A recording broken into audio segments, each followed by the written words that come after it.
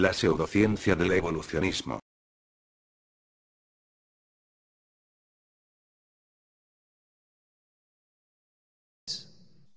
Vamos ahora a proceder a una crítica multidisciplinaria del evolucionismo. En primer lugar, analizaremos la teoría desde el punto de vista de la paleontología, o sea, de la ciencia que estudia los fósiles, o sea, los restos que los seres vivos han dejado en la Tierra, en las diferentes capas geológicas de la superficie de la Tierra.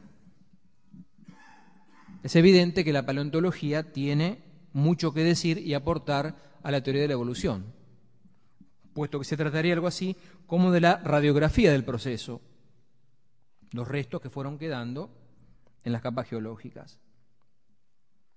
Darwin mismo en su época reconocía que la ciencia paleontológica no apoyaba su teoría, pero él esperaba que, como la ciencia esta era una ciencia naciente, con el tiempo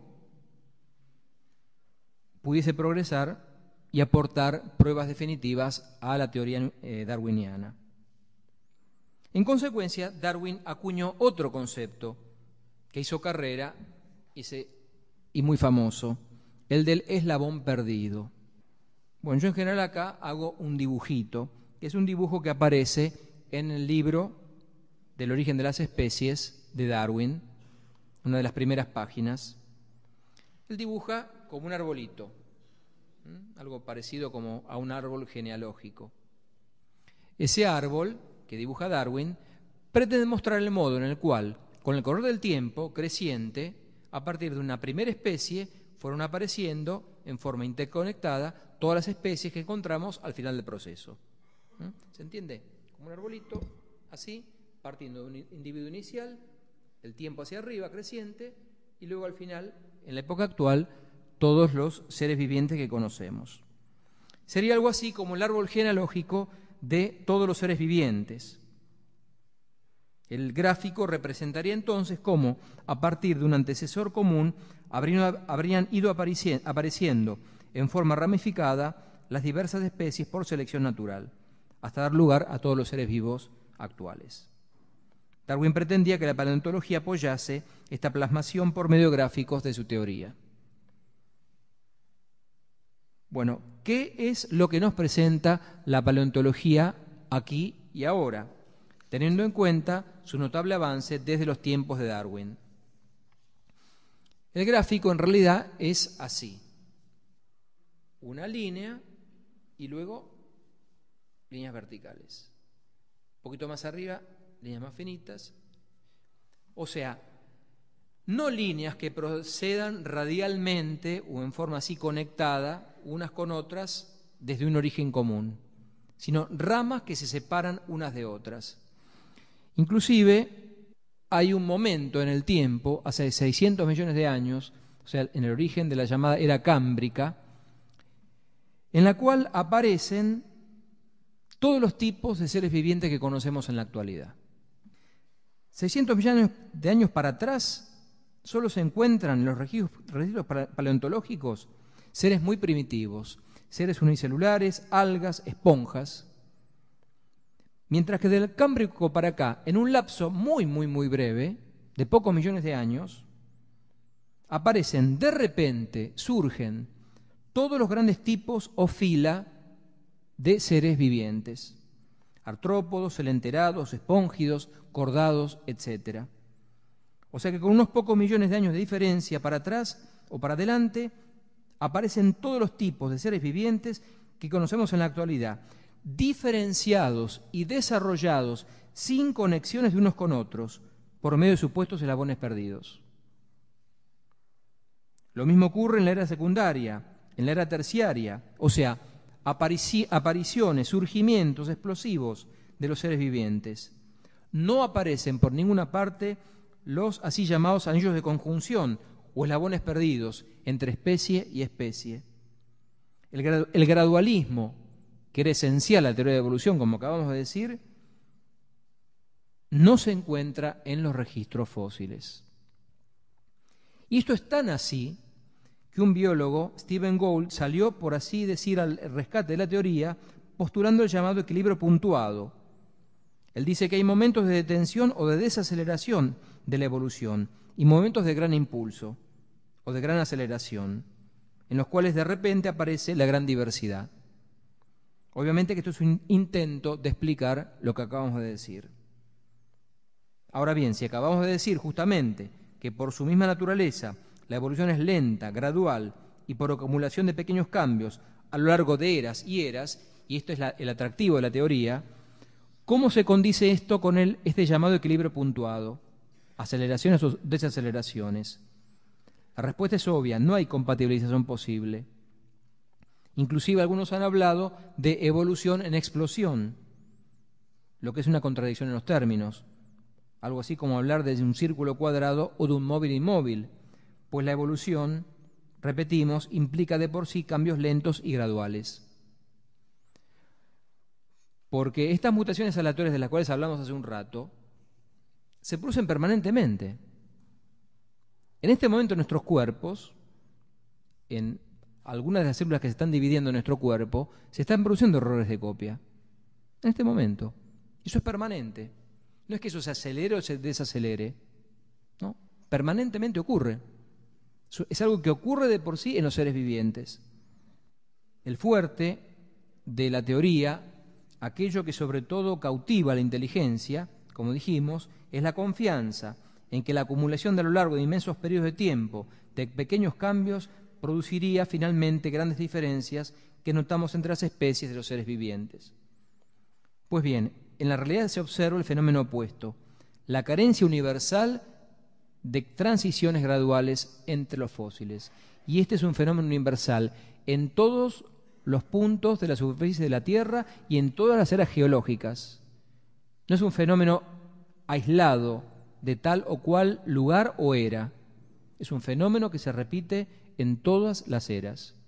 Y por más que avancen las excavaciones y por más que avance la paleontología, incluso ya dado por un hecho, lo que dije, la carencia universal de transiciones graduales entre los fósiles. Hay una objeción más sutil, esto es un poquito más difícil de entender. Si el gráfico de Darwin fuese el verdadero, el del arbolito, no el arbusto achaparrado, que es lo que se encuentra, sino el arbolito con las ramas bien unidas suavemente una con otra, el orden secuencial de aparición de los seres vivos sería el siguiente. Primero los individuos, por diferenciación de individuos las especies, por diferenciación de especies los géneros, luego los órdenes, luego las clases y por fin los tipos, o sea, la clasificación de los seres vivientes en forma ascendente. Es lógico, yo primero tendría seres muy parecidos unos a otros, que de a poquito se van diferenciando. O sea que las grandes diferencias, los tipos, los fila, tienen que aparecer al final del proceso. Inicialmente son muy parecidos, al final del proceso son muy distintos. Es la consecuencia lógica del evolucionismo. Nuevamente, lo que se encuentra es exactamente lo contrario. Los fila aparecen desde el comienzo y las especies al final. Hay variaciones bruscas, explosivas, de seres completamente distintos, imposible de conectar causalmente unos con otros. Inclusive, no aparecen nuevos tipos después de la era cámbrica. Hasta hace 5 años se decía que los cordados, o sea, los seres que tienen una columna vertebral, como nosotros, aparecieron luego del cámbrico. Bueno, se han descubierto hace 5 años fósiles en China de cordados de la era cámbrica. O sea que todas las grandes clasificaciones de los seres vivientes ya aparecen desde el cámbrico y no se modifican hasta la actualidad. Este hecho recibe el nombre técnico de sucesión de los taxa en sentido involutivo y es una objeción realmente fuerte y contundente. Se pueden dar incluso las cifras de tipos, clases, órdenes, familias, géneros, especies, por cantidad de apariciones a partir del cámbrico.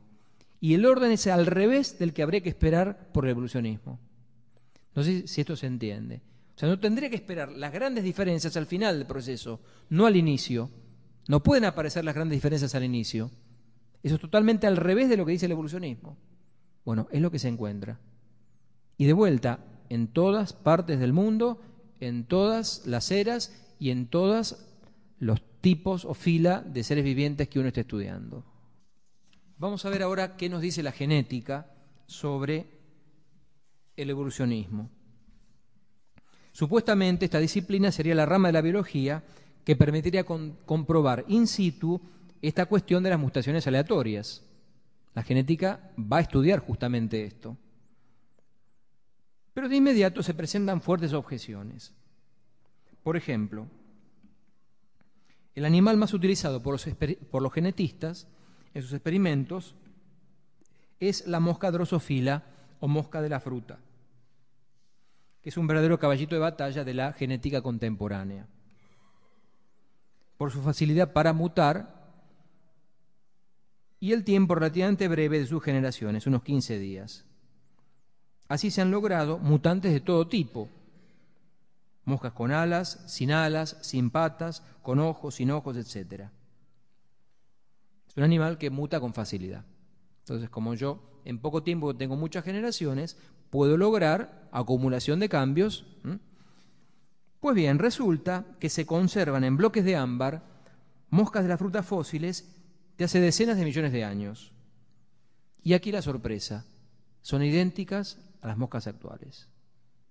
La pregunta que surge inmediatamente es, ¿cómo puede ser que un animal que muta con tanta facilidad pueda permanecer idéntico a sí mismo durante millones de años? Esto es lo que se conoce como pancronismo, o sea, los fósiles vivientes. Es también el caso del celacanto.